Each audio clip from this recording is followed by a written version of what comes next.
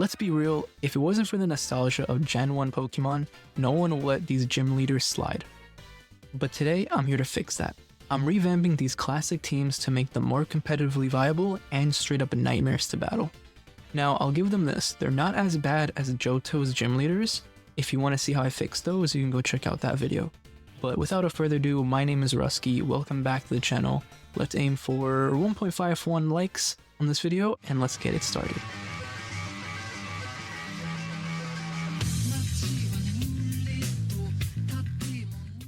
Alright, let's lay down some ground rules for these teams. Each one will consist of mostly or entirely Kanto Pokemon, since we are dealing with Kanto region gym leaders after all. Also, no duplicates from the same evolutionary line. That means, for example, Koka can't roll in with 2 coughings and a wheezing. Come on buddy, we gotta mix it up. Just so to be clear, we'll be using Gen 9 move pools for all these builds.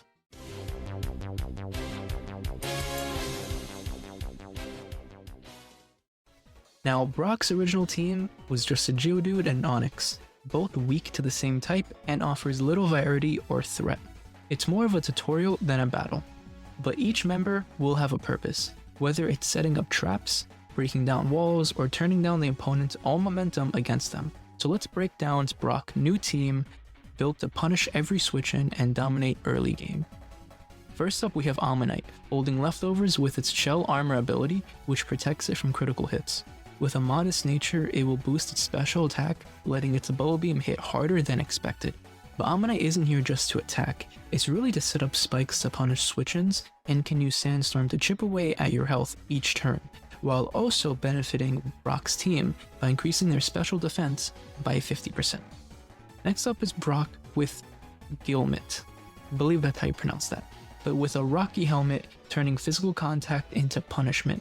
And thanks to its toxic debris ability, every hit taken scatters toxic spikes onto the field, layering up pressure pretty fast. And keep in mind, if Sandstorm is still up, special attacking moves are much weaker, so it's like you have to hit this with a physical move. But even with layers, it has Stealth Rocks, so even thinking of switching out is going to be a costful one. With modest nature, it will use Acid Spray to drop the opponent's special defense before following up with an Agent Power, which could potentially boost all of its stats. Now let's talk about Rhyhorn.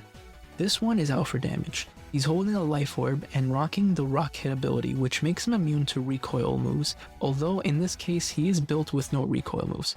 With Adamant nature, it hits hard with Smackdown and Bulldoze, and can use Rock Polish to double its speed and become a true offensive threat when the time is right. And finally we have Onix, who's also holding a Life Orb, and has Weak Armor ability, which turns physical hits into speed boosts, but in return lowers defense, setting up a potential sweep. An Adamant nature helps it hit harder, while Curse boosts its attack and defense at the cost of speed, something Weak Armor helps recover. Smackdown serves as its main stab move, and Flail becomes a more dangerous move the lower the Onix's health gets. Together this team focuses on layered hazards, stat boosts with potential sweeping, and synergy between abilities and moves. At just level 15, it packs a surprising amount of strategy and bite, so don't underestimate these rocks because they're ready to roll. I regret writing that down.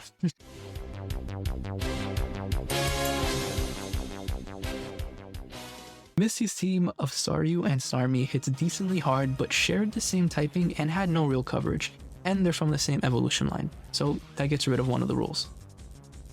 And if you had any grass or electric type, it's basically over. Now let's give Misty a team that's truly making waves, with a double format. First up, Misty leads with Gyarados, holding a Wakan Berry to reduce the impact of any electric type attacks. With the Intimidate ability, it immediately weakens both opposing Pokemon attack. This Gyarados comes in with Adamant nature to boost its physical power, dishing out damage with Waterfall, and Ice Fang, while Bite offers flinch potential. But in a support twist, I also gave occasionally boost the ally's attack when needed. Right alongside it is Tauros Paldea Aqua, also rocking Intimidate. To double up on attack drops, this Tauros holds a Starf Berry, giving it a chance to raise random stat when things get tough, which excludes evasiveness and accuracy. So it's either going to be an attack boost, defense boost, or speed boost. All really good boosts for Tauros. It can set up with Rain Dance, powering up water type moves for the whole team, Aqua Jet to provide priority pressure, and Headbutt to offer a chance of flinch. With Work Up, it can set up both its attack and special, preparing to turn into a real threat as the battle progresses. In the back, Misty has Starmie, running the analytic ability to hit even harder when moving last. That's exactly why I gave it the lagging tail, intentionally slowing it down so analytic gets activated every turn. With modest nature and a pure special moveset, Starmie can fire boosted serves that hit both opponents or chip with Swift. It also has Recover to stay healthy and Cosmic Power to bulk up both defenses, making it really tanky late game if it's left unchecked. Misty's new team thrives in double battles, using Intimidate stacking, brain support, and synergy between fast and slow attackers. Whether it's to disrupt you early or overwhelmingly late, this water-type squad is no joke.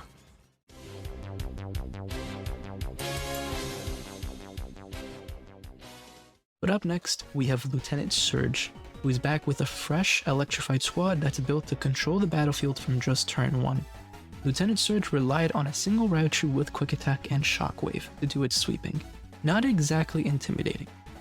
With no team support and no backup, this was just one overconfident mouse. At level 24 to 25, this team brings up setup, disruption, and raw power. Leading the charge is Magmite, now equipped with Sturdy, ensuring it survives any one-hit KO and always gets a chance to set up. It holds a Terrain Extender, which lengthens the duration of electric terrain, the cornerstone of Surge's strategy. This will boost up electric type moves and prevent sleep for a full 8 turns, which doesn't really matter, but anyway, it will have Charge Beam giving it stab and boosting its special attack. Confuse Ray creates early game chaos. When the job is done, it can also use Explosion, which sometimes can take you out.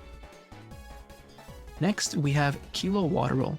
Again, I hope I'm pronouncing that right. With an Electric Seed. Immediately, it will boost its defense once the electric train is up, and its competitive ability makes it lethal if an opponent tries to lower its stats. With Roost, it can heal off damage and stay in the fight, while Charge Beam helps snowball its special attack. Acrobatics hits hard once the item is consumed, which, if the electric terrain is still up, it will use the Electric Seed, and meaning Acrobatics will double its damage. And U-turn to keep the pressure going while still letting Surge pivot into the next threat. Next up, we have Voltrobe Hisuian. Coming in with a deceptive strategy, holding the loaded dice, it gets reliable multi-hits with Bullet Seed and with Aftermath ability. Knocking it out means taking damage in return. So instead of steamrolling with ground-type moves, Voltorb definitely hits you with a block. It will have Leech Seed to drain the opponent's health, uses Substitute to block damage and status, and stalls with Protect while gradually wearing you down. It's a ticking time bomb and refuses to go down quietly. And at last, we still have his Raichu, a fast, dangerous special attack, but holding an air balloon, which keeps it safe from ground type moves. With static ability, there's always a chance for paralysis on contact, and with modest nature, it will boost Thunderbolt, and once it gets the nasty plot off, it becomes a true sweeper.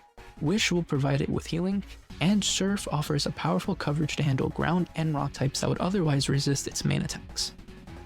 I think this seems way better than what he had before.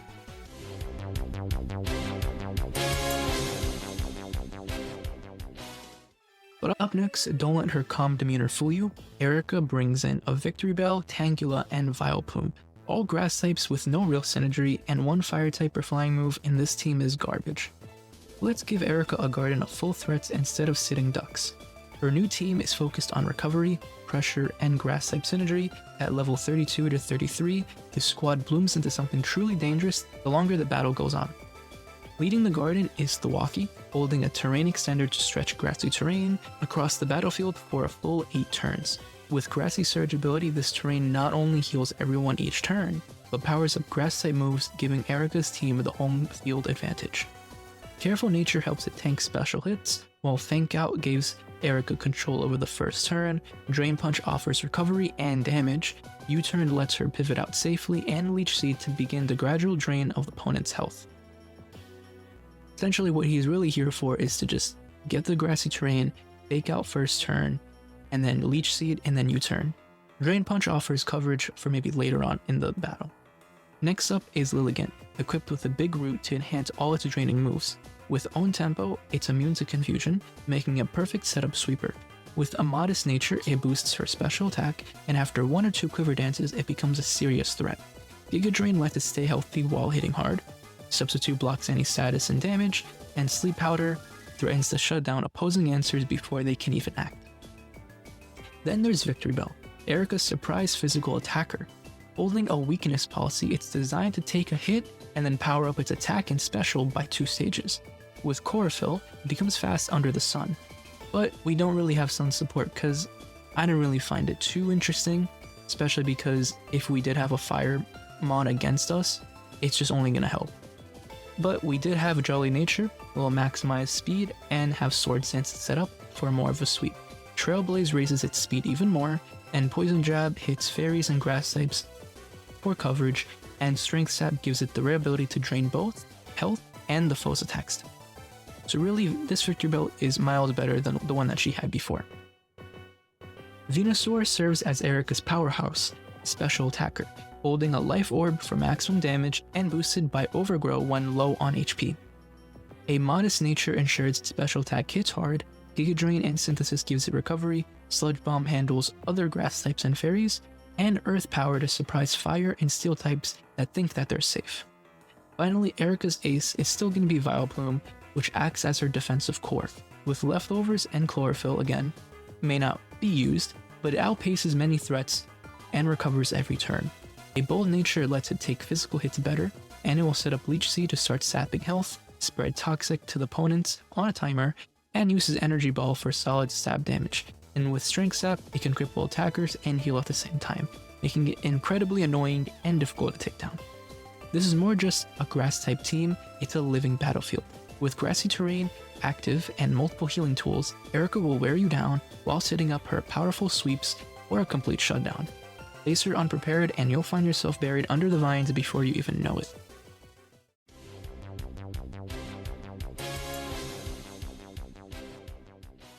Now we have Koka's team, leaned heavily on status moves with multiple coughings and a wheezing, making the fight feel pretty repetitive. Clouded Stalling only goes so far without Variety, and Koka is the master of poison and deception, so in return, the team must thrive on status effects, but it needs a little bit more. At level 40 to 45, this venomous squad doesn't just battle you, it inflicts strategy and breaks you down piece by piece. Kicking things off, we have Mach, holding a focus sash to guarantee its survival long enough to spread its status. With the Poison Touch ability, even its contact moves have a chance to poison. A bulky impish nature allows it to tank physical hits, while it can set up toxic spikes to poison the opponent's entire team over time to shut down setup and recovery, and will have Venom Drench, which cripples poison foes by lowering their attack, special attack, and speed. And when it's time to swing, you'll have Gunk Shot, which hits like a truck. Tentacruel is up next, and he provides utility and survivability. Holding Black Sludge and using the Rain Dish ability, it will passively heal in rain. With Timid Nature, it boosts its speed to move first, allowing Rain Dance for recovery, Acid Armor to drastically raise its defense, making it incredibly hard to break through, and once you're status, it uses Hex for double damage and can use Protect to help it scout, and Stall as poison damage stacks. Next up is Gengar, a deceptive sweeper, holding an air balloon to dodge ground type moves, and using Cursed Body to occasionally disable the opponent's attack. It creates constant pressure. With Modest Nature, its special attack is now top tier. After nasty plotting maybe once or twice, Gengar becomes a deadly threat. Will-O-Wisp burns foes to weaken physical attackers if they are not already poisoned, then it punishes them with Hex, doubling its power when the target is statused, and with Venoshock to deliver massive damage to poison enemies, similar to Hex. Next is Weezing, which takes the role of a bulky status setter and backup wall. Holding Black Sludge and using Levitate, it dodges ground attacks and heals each turn. Its bold nature boosts its physical bulk, letting it switch in reliably. Toxic Spikes further supports Koga's hazard strategy, and Pain Split helps her recovery while wearing down the enemy. Sludge Bomb is a reliable stab, while Flamethrower handles Steel types trying to wall the rest of the team. Finally, we have Toxapex, the ironclad fortress of Koga's squad. Equipped with Rocky Helmet, it punishes physical attackers on contact, and with Regenerator ability, it recovers HP upon switching, giving it unmatched longevity. A careful nature boosts its special bulk, making it a mixed wall. It supports the team with Light Screen to reduce incoming special damage, using Recover as well to stay healthy, Knock Off to remove items, and Liquidation to dish out reliable water damage. This isn't just a battle, it's a war of attrition. Koga's team poisons your options, disables your strategies, and slowly wears you down with toxic combination of stall, setup, and surprise offense. If you come unprepared, you won't even realize you lost until it's too late.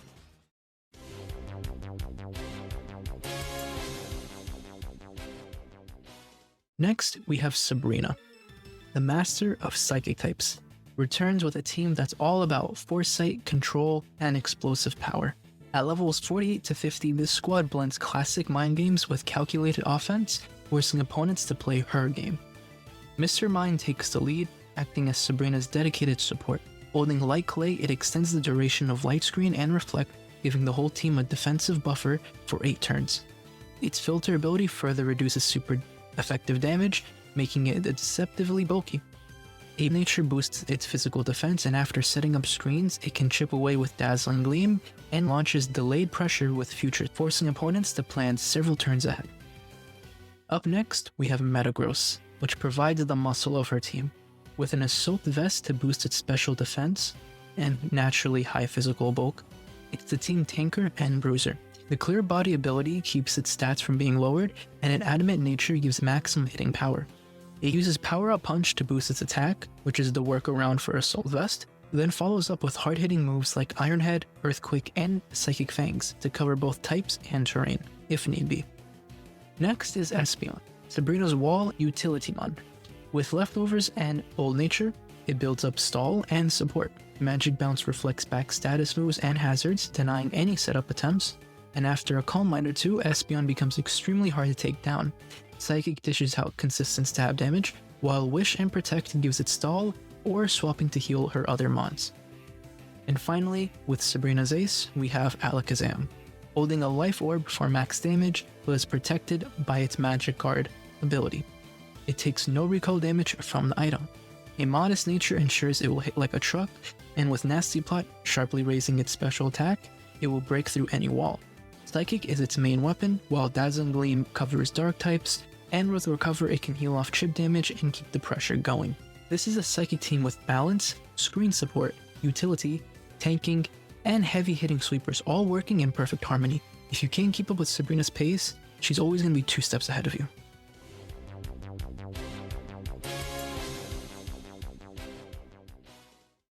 Next, we have my favorite Blaine, the hot-headed fire-type gym leader, and his new team is burning brighter than ever. At levels 50 to 53, this squad is all about sunlight synergy, blistering offense, and overwhelming pressure. If you're not ready to sweat, you're not ready for this battle. Leading the Inferno, we have Ninetales, holding a Heat Rock to extend Drought, blanketing a battlefield in harsh sunlight for 8 full turns. This not only boosts fire-type moves, but weakens water attacks, giving Blaine immediate control. With Bold Nature, Ninetales is surprisingly bulky. It can substitute to safely set up its Nasty Plot, and use Flame Charge to boost its speed, then uses Baton Pass, so it can move all of those stats to another teammate. Next up, we'll have Chandelure, Blaine's special cannon, holding the choice specs, and using Timid Nature for speed, it becomes a terrifying threat under the sun. Fire Blast will hit unbelievably hard under Drought, while Shadow Ball offers consistent stab.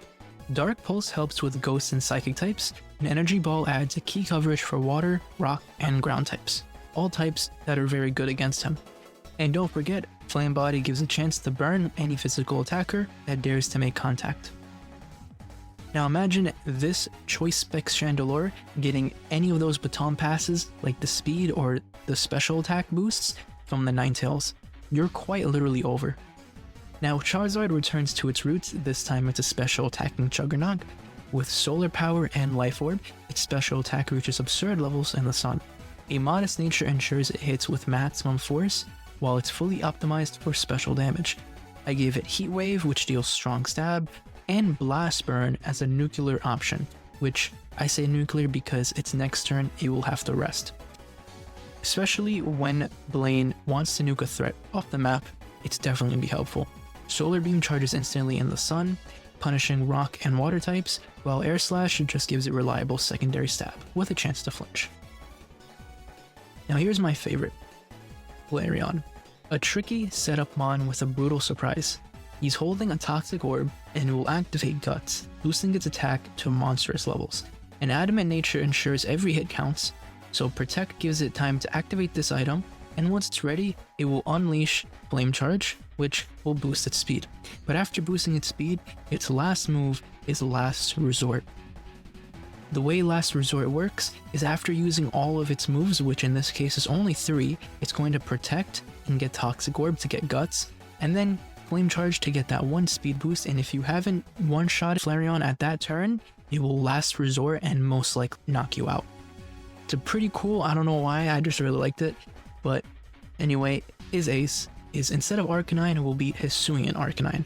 Holding an air balloon to dodge ground type moves, using the Rock Hit ability, it will take no recoil from its brutal attacks. With Adamant nature, it will have Head Smash and Flare Blitz, hitting ridiculously hard without any drawbacks, and Wild Charge, which covers water types, and Morning Sun to give it recovery, especially effective under sunlight. Blaine's new squad is a masterclass in sun-based strategy. Between setup and sheer offensive firepower, this team brings the heat, literally. You will need more than just water to survive this inferno.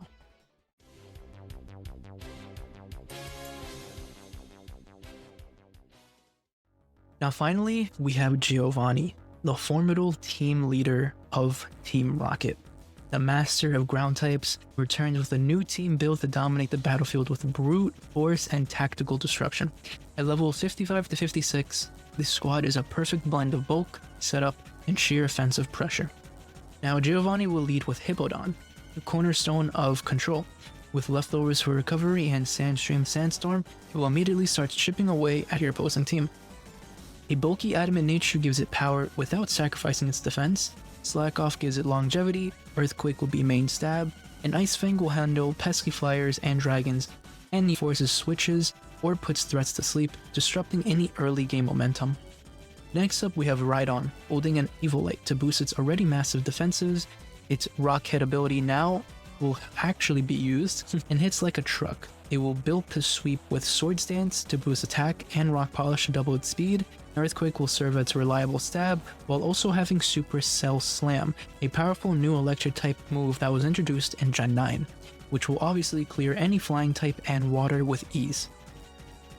Torterra is Giovanni's surprise nuke. Holding a loaded dice, it ensures consistent multi-hit damage from Bullet Seed and Rock Blast. With Shell Armor, it can now be crit, perfectly for setting up Shell Smash, turning into immediate threat. An Adamant nature powers up Headlong Rush, which is a devastating ground type move. Next we have Gliscor, which provides support and stall with surgical precision. With Toxic Orb and Poison Heal, it will regenerate every single turn.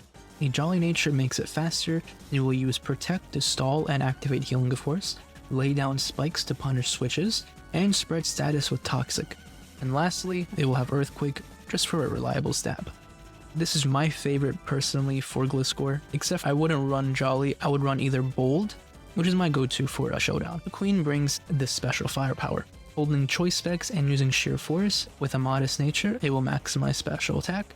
It will have Earth Power, Sludge Wave as its main weapons, while Ice Beam and Fire Blast gives it near perfect coverage, striking down flying, grass, and steel types. Finally, we have Giovanni's ace, Nidoking with Life Orb and Sheer Force. Adamant nature makes it a physical beast, Substitute gives it safely to set up Hone Claws, sharpening its accuracy and power, and then striking anything with Earthquake and Thunder Punch, hitting water and flying mons without any mercy. Now Giovanni's team doesn't mess around. It will bring weather control, status, setup, sweeping power, and both physical and special pressure. You don't just lose to his teams, you get buried underneath it. But that's not all for Giovanni. And as you notice, that was 6 months, but because he's an evil team leader, accepting defeat is not as easy as it seems. So after beating him, you will immediately battle him again, but with a new ace Pokemon, a level 70 Mewtwo. With modest nature maximizing its special attack while holding a citrus berry, you will have a nasty plot to set up and have Thunderbolt, Psychic, and Power Gem to obliterate you. Mind you, all these team leaders have Hyper Potions and Full Restores, so taking down any of these mons will be annoying, but figure Giovanni as a true boss battle fight to be even more mean, because it's a gauntlet, so that means no healing between his first fight and this Mewtwo fight, so you better have been prepared. Well, That's a wrap for this video, and I hope you guys enjoyed my sadistic twist of remaking these Kanto gym leaders. And I look forward to all the things you guys have to say about in the comments. If you guys enjoyed the video, please feel free to like and subscribe for more videos like this. And finally, I'll see you guys in the next one. Peace.